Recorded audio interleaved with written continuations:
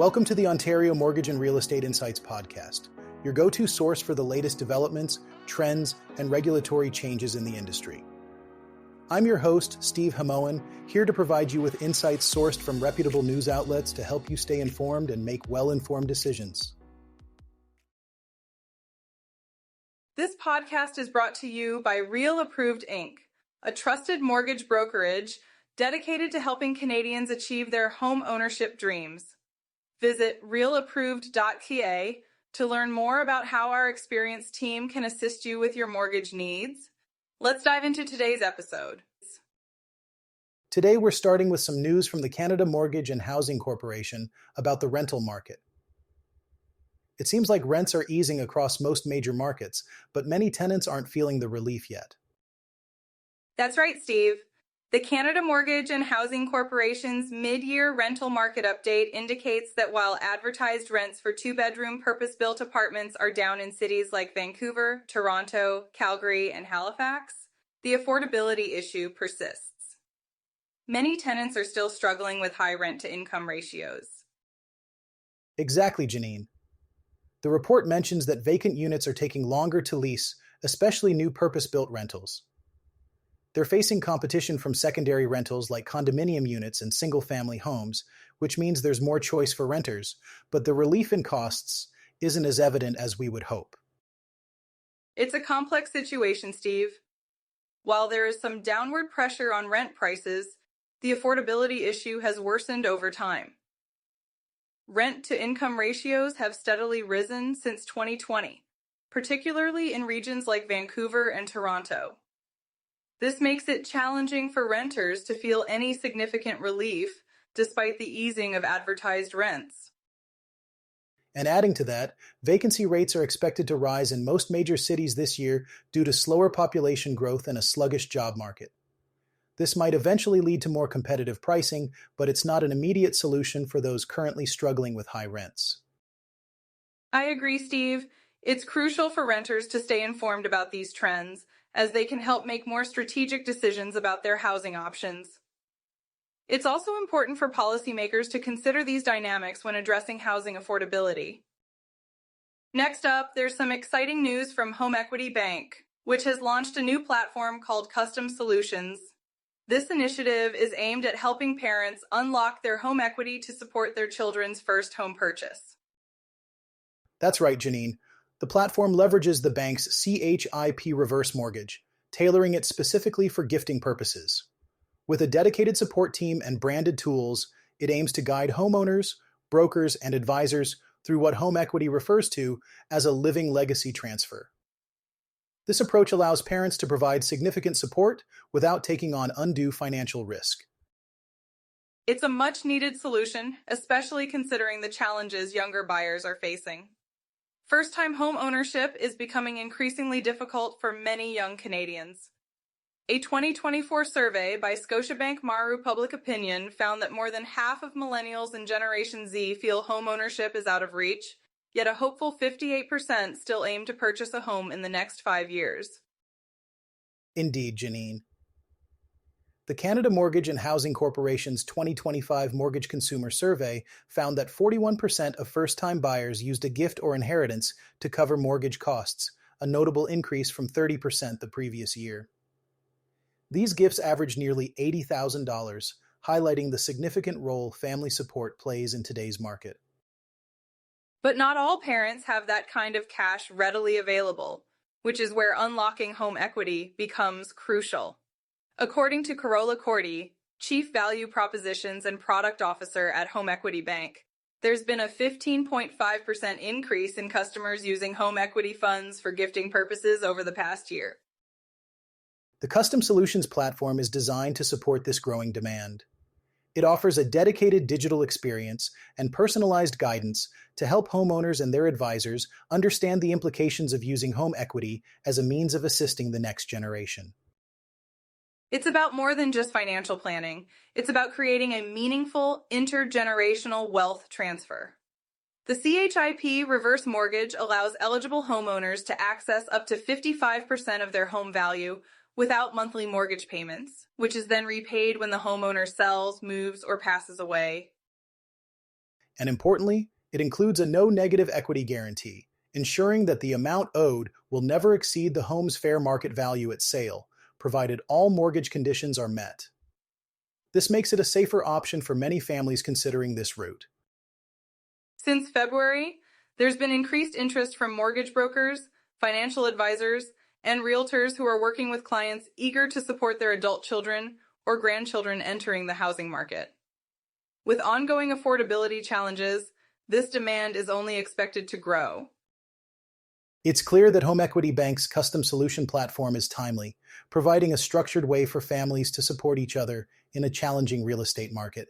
This could be a game changer for many. Today, we're delving into the recent enforcement actions by the Financial Services Regulatory Authority of Ontario, commonly known as FSRA.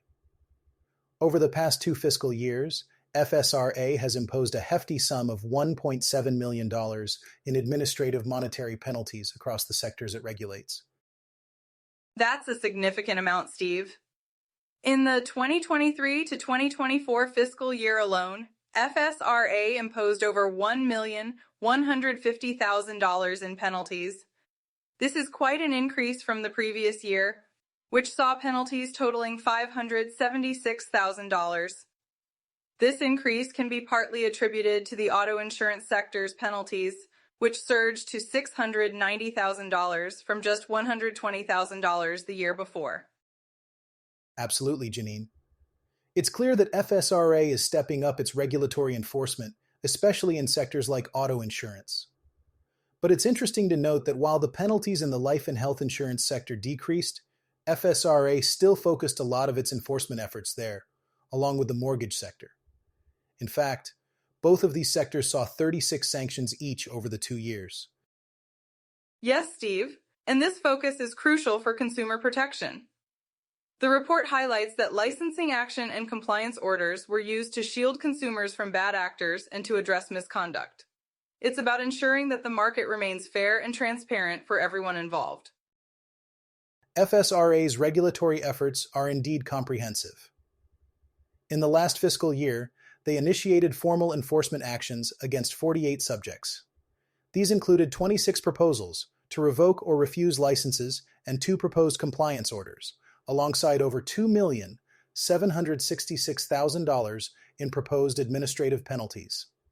This shows a rigorous approach to maintaining industry standards.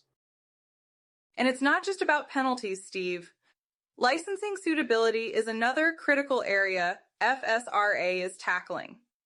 In 2023 to 2024, they escalated 133 applications for action, a slight drop from the previous year. The main issues leading to these escalations included insolvency, criminal records, and other regulatory actions. Most of these escalated files resulted in conditions being placed on the licenses, which is a proactive way to ensure compliance. Exactly, Janine. Escalations can lead to various outcomes, such as monetary penalties, application refusals, or warning letters. Speaking of which, FSRA issued over 800 warning letters regarding license applications in the last fiscal year, with a significant portion related to non-compliance with continuing education requirements in the insurance sector. It's a reminder of the importance of ongoing education in maintaining industry standards. FSRA's enhancements to continuing education reporting requirements back in September 2022 seem to be a step in the right direction, motivating compliance and ensuring that professionals in the sector are well equipped to serve their clients. Indeed, Janine. As of March 2024, FSRA had licensed over 69,000 insurance agents, which underscores the scale of their regulatory oversight. It's a complex landscape, but FSRA's efforts to enhance transparency and accountability are vital for the stability of the financial services industry in Ontario. Today, we're diving into the latest data on the most and least expensive neighborhoods in the Greater Toronto Area for June 2025. This information comes from Wahi, a digital real estate platform that analyzes median home sale prices in various neighborhoods with at least 5 sales in the month. That sounds like a valuable resource, Steve. It's always interesting to see how different areas compare in terms of affordability, especially in a market as dynamic as the Greater Toronto Area. Absolutely, Janine. According to the report, the average selling price in the Greater Toronto Area has decreased by 5.4% compared to June 2024, with the current average sitting at $1,101,691. It's a small drop from May 2025's average price as well. It's encouraging to see prices easing slightly, but with the average still over $1 million, affordability remains a significant concern for many buyers. It's important for people to find the right opportunities in this market. The report highlights that the least expensive homes are typically found in urban cores outside of Toronto's downtown. These areas often have a high concentration of condominium units, which tend to be more affordable. That's a good point, Steve. Condos can be a more accessible entry point for many first-time buyers or those looking to downsize. It's about finding a balance between location, price, and lifestyle needs. One of the least expensive neighborhoods identified is the Queen Street corridor in Brampton, with a median sold price just under $500,000. Homes in this area took about 24 days on the market, with 10 homes sold. It's fascinating to see Brampton topping the list, Steve. This area offers a lot of potential for buyers looking for more affordable options while still being connected to the Greater Toronto Area's amenities. City Centre in Mississauga also made the list, with a median sold price of $525,000. There were 39 places sold, and homes took an average of 32 days to sell. Mississauga City Centre is an exciting area, offering a vibrant community with plenty of shopping, dining, and entertainment options. It's no wonder it's a popular choice for many buyers. Another noteworthy neighborhood is Tansley Woods in Burlington, which is new to the top 5 least expensive list. The median sold price here was $533,000, with homes taking an average of 33 days to sell. Tansley Woods offers a variety of housing options, including duplexes and 2-story detached homes, alongside apartment-style retirement units. It's a diverse community that caters to different needs. On the flip side, some of the most expensive neighborhoods are in Toronto's wealthier enclaves. Chaplin Estates, for example, had a median sold price of nearly $3 million. Homes here sold on average in 29 days. It's interesting to see how quickly homes in these high-demand areas can sell, even with such high price tags. It speaks to the desirability and prestige associated with these neighborhoods. Moore Park also remains a top contender among the priciest areas, with a median sold price of nearly $2,892,500, although down from May's $3.9 million. Homes sold in just 9 days on average. That rapid turnover is impressive, Steve. It shows that despite the high prices, there's still a strong demand for homes in these affluent areas, likely due to their prime locations and luxurious offerings. Moving on from the broader Greater Toronto Area, let's hone in on Mississauga. According to the latest data from the Toronto Regional Real Estate Board, the average home price in Mississauga has dropped by 2.1% in June 2025, bringing the average to $1,020,000. It's interesting, Steve. This decline translates to a decrease of $21,401 compared to May 2025. Moreover, compared to the same time last year, prices have fallen by 7.6%, which is about $84,000. Yes, Janine, and this drop in prices is accompanied by a decrease in sales, which are down by 4.3% compared to last year. Meanwhile, active listings have surged by 42.3%, indicating a shift towards a buyer's market. The numbers certainly paint a picture of a changing market. It seems that buyers have more options now, which could be seen as a positive shift for those looking to enter the market or upgrade. For detached houses, the average price has decreased by 1.9% from May, now sitting at $1,440,000. That's a notable drop of 7% compared to June last year. There were 202 sales of detached houses, with an average market time of 25 days.